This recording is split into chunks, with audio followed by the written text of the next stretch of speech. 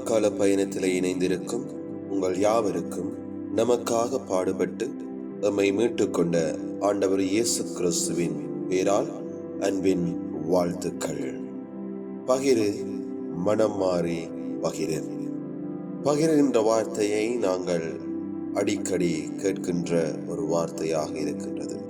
இன்றைய காலத்திலே காணப்படுகின்ற அதி நவீன தொழில்நுட்ப காலத்தில் நாம் பகிர்வு என்கின்ற வார்த்தையை சமூக வலைத்தளங்களில் அதிகம் கேள்விப்படுகின்ற வார்த்தையாக காணப்படுகிறது.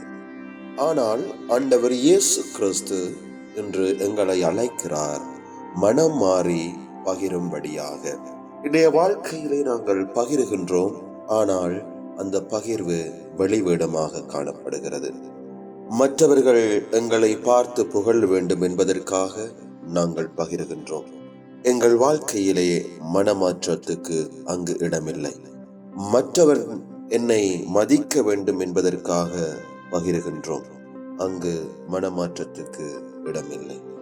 நாங்கள் பார்க்கின்றோம், லூக்கா 19:8 சக்கேயு ஆண்டவர் இயேசுவினை உணர்ந்து கொண்டதற்கு பின்பாக அவன் சொல்லுகின்ற வார்த்தை, ஆண்டவரே, என் உடைமைகளில் பாதியை ஏழைகளுக்கு கொடுத்து விடுகிறேன்.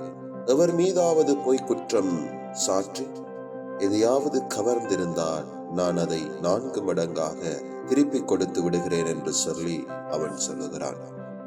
அங்கே அவனுடைய வாழ்க்கையிலே ஏற்பட்ட மனமாற்றம் அவனை புதிய மனிதனாக மாற்றுகிறது.